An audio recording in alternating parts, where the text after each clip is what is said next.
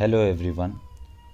In today's video I am going to teach you about what is equivalent weight and how it is related with n factor and how to calculate the value of n factor for the given molecule uh, for the given reaction.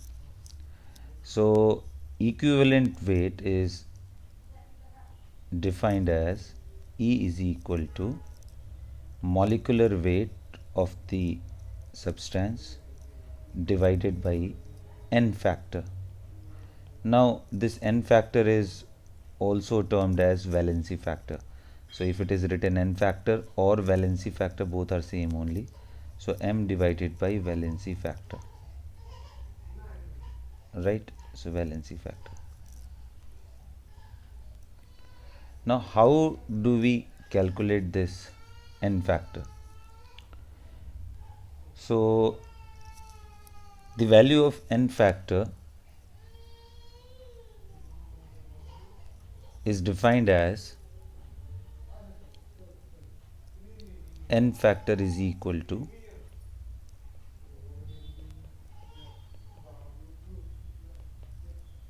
the number of electron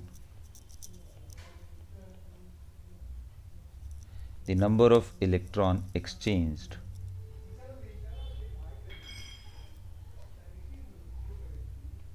in a given balanced reaction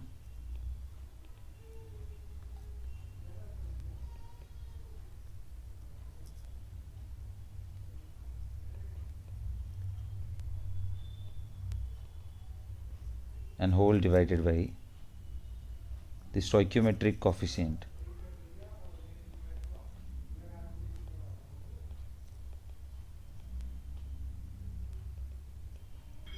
of the given molecule in the balanced reaction. Molecule or compound in the given reaction.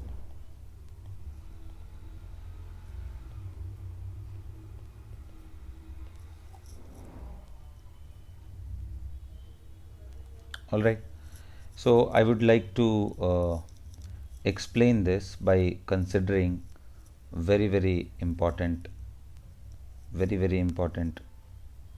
reaction, which is when zinc is treated with H2SO4, it forms ZnSO4 and copper is precipitated out.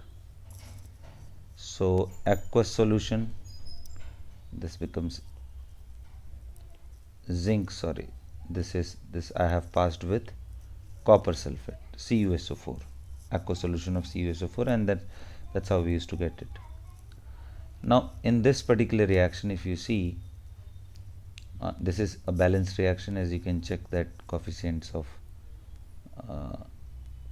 zinc is 1, here also zinc is 1, and CuSO4 copper is 1, and an electron also, as you can see. So if you try to break it down in two steps, so zinc forming Zn plus 2 electron, that of copper plus 2 accepting those 2 electrons becoming copper.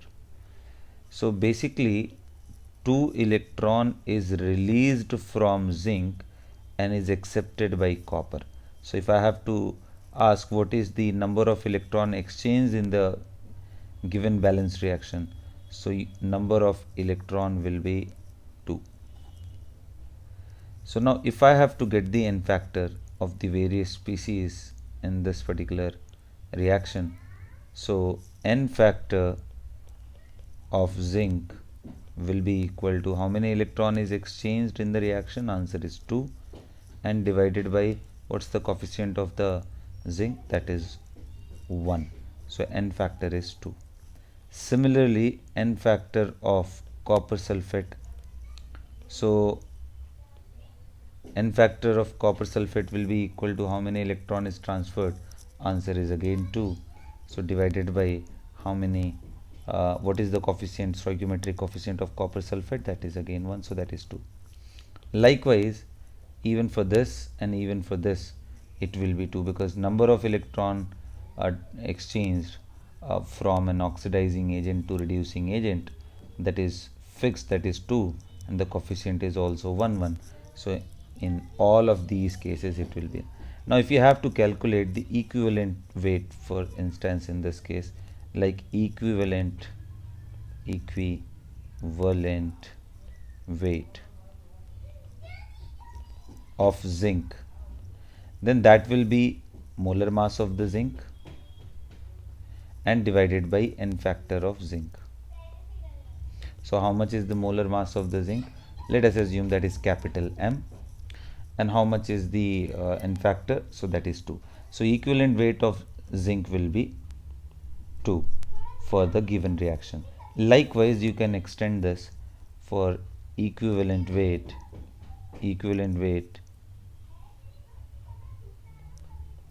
of copper sulfate. So that will be molar mass of CuSO4 and whole divided by n factor of CuSO4, which is again 2, as we have already calculated it. So like that you can calculate for each species here. Now one thing is very interesting, and that should be noted down, that the idea of this equivalent weight is originally derived from the redox reaction, means wherever there is exchange of electron taking place. So does it mean that there is no n factor for the species, or for the species if it is participating in a non-redox reaction? So answer is, actually it is extended. So we are not supposed to apply this method because there will not be any exchange. So for non-redox reaction we will look at the way, means how we are going to extend this idea of equivalent weight. So entirely different way will be there for non-redox reaction. So right now it would be important to note that this is n factor, which I have defined over here, is representing the case where redox reaction is taking place. For non-redox reaction we will see how we are going to calculate in another video. Right now I am interested in redox reaction. Now as you know that there are various types of redox reaction: intermolecular redox,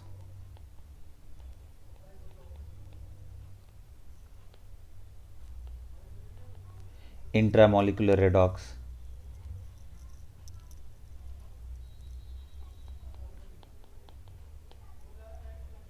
comproportionation,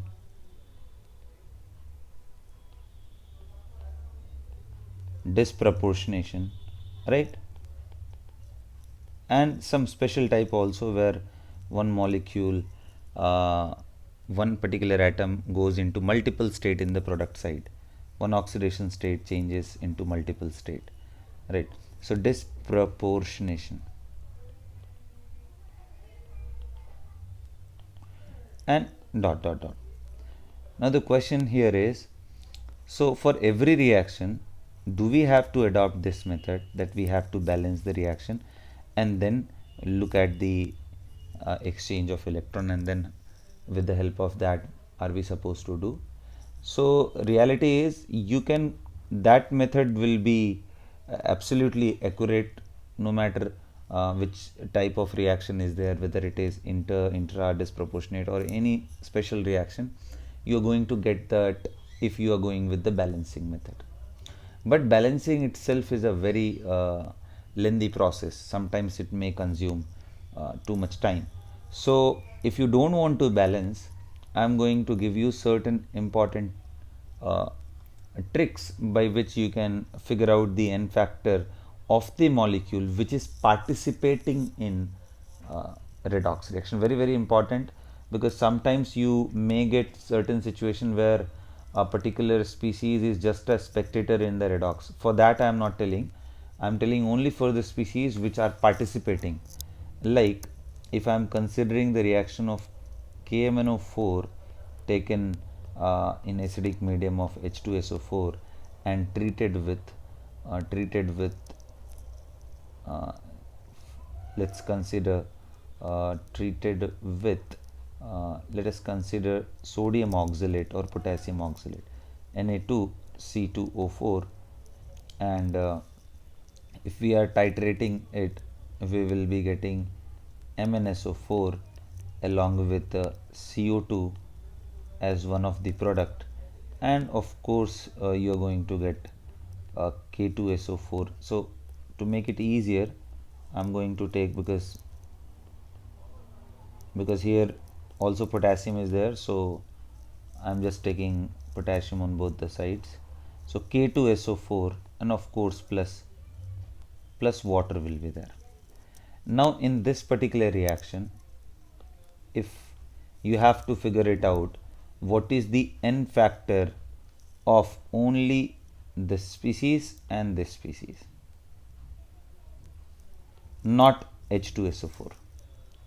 If you have to figure out, if you have to figure it out about the N factor of KMnO4 and K2Cr2, K2C2O4 means potassium oxalate, then how we are supposed to, or even this also you can consider this. What I am trying to avoid here is, this is a spectator. There is no change in oxidation state of either hydrogen, sulfur and oxygen. So basically this molecule is not directly losing or gaining the electron.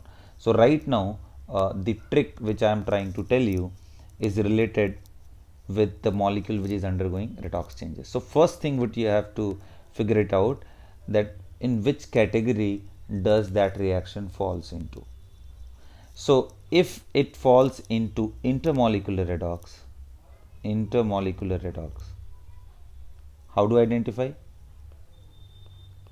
How to identify whether it is intermolecular redox or not? So oxidizing agent and reducing agent will be different species. Such reaction is said to be intermolecular redox. So this is oxidizing agent, this is reducing agent. So how you are going to get the value of N factor for KMnO4? So N factor for species undergoing redox changes is defined as change in oxidation state, change in oxidation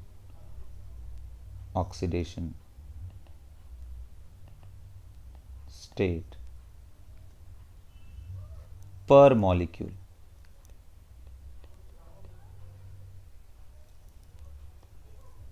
Or I can say that figure out the atom which is undergoing change in state. For example, let us consider the case of KMnO4. KMnO4 is going from +7 state to MnSO4 where it is present in +2 state. So now what is the N factor? So how much change in oxidation state is there from 7 to 2? So change is basically 2, sorry, change is basically 7 minus 2. So basically it is 5. In one molecule, how many Mn is there? Just 1. So basically 5 into 1 is the N factor of KMnO4.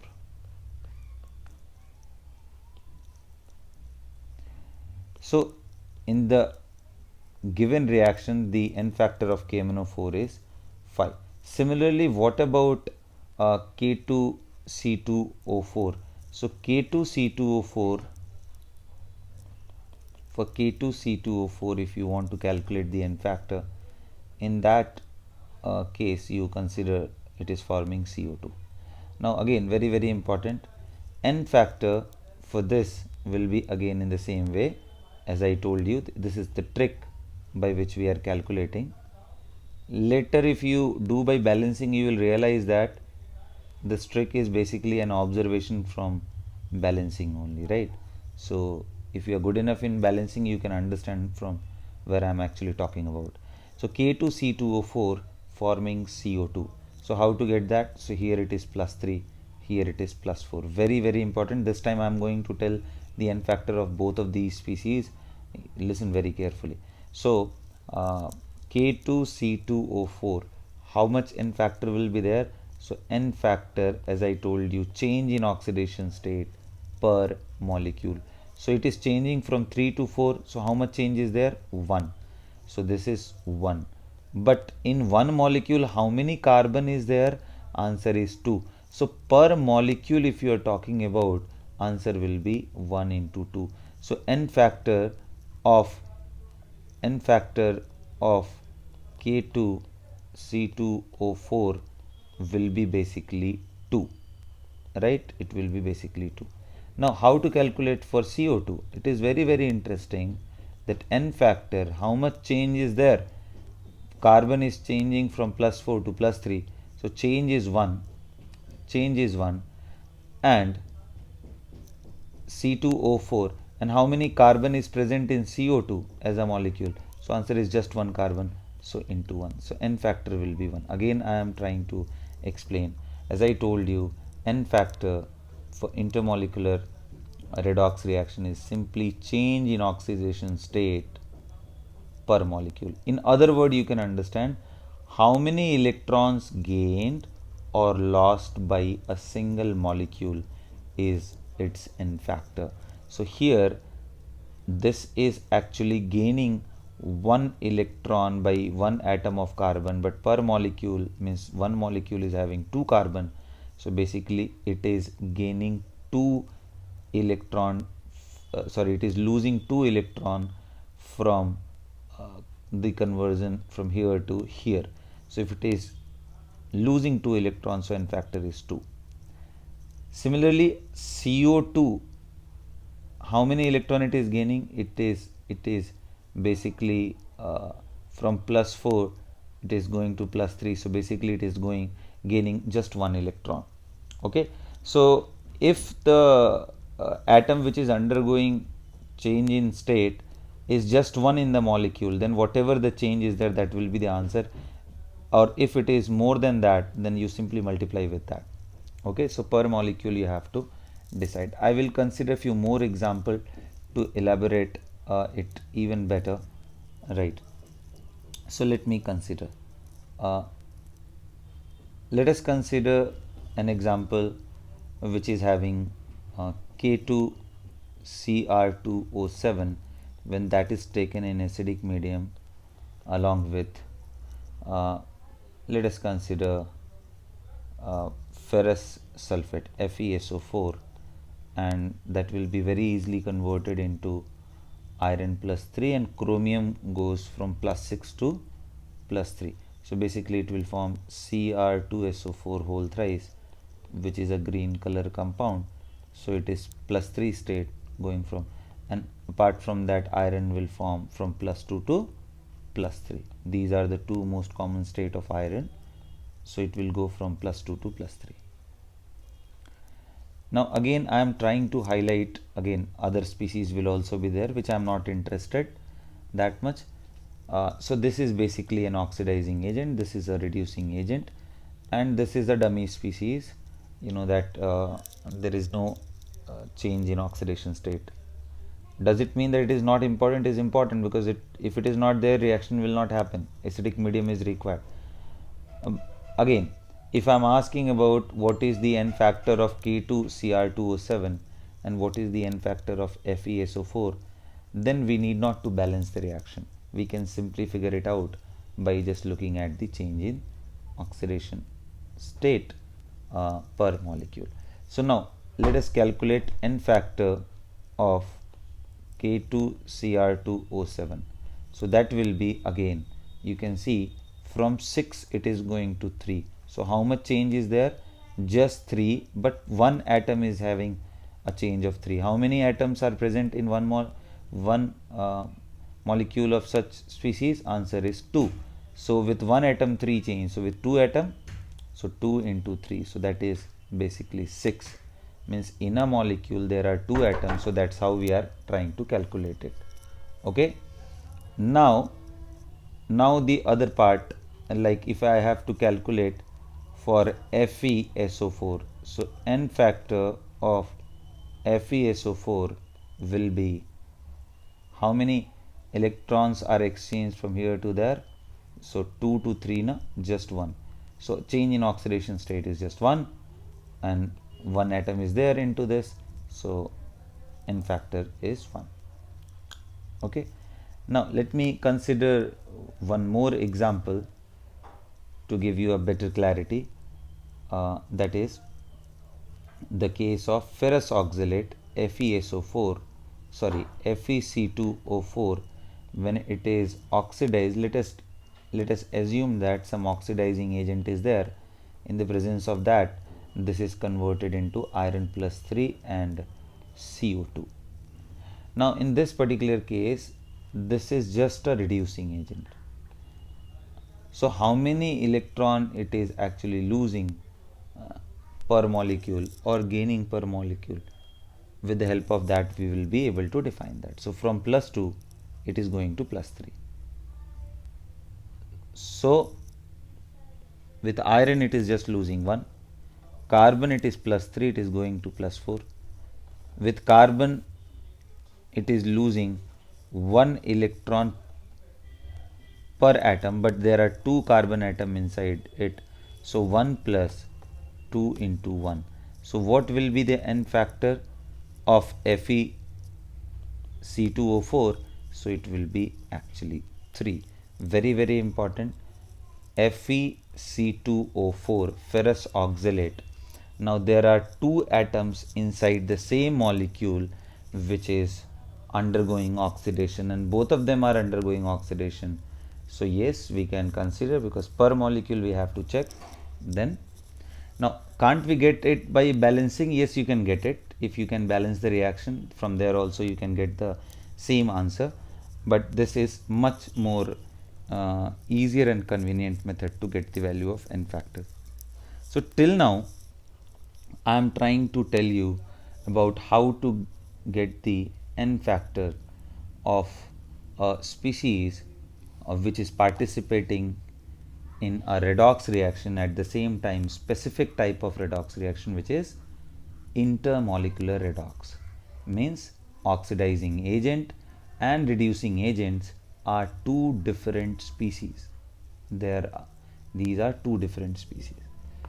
Now in the next video, I'll be discussing about how to figure out the N factor of the species like bromine, which undergoes disproportionation reaction, like NaBr plus NaBrO3. In such case, it is undergoing oxidation and undergoing reduction. Both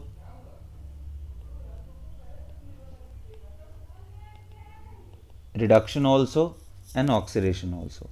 So in such a particular case, how to calculate the N factor, means the trick method, because by balancing you can get in any way, but how to get through the trick, that I am going to discuss in the next video. So that's all in this video, guys. Thank you so much.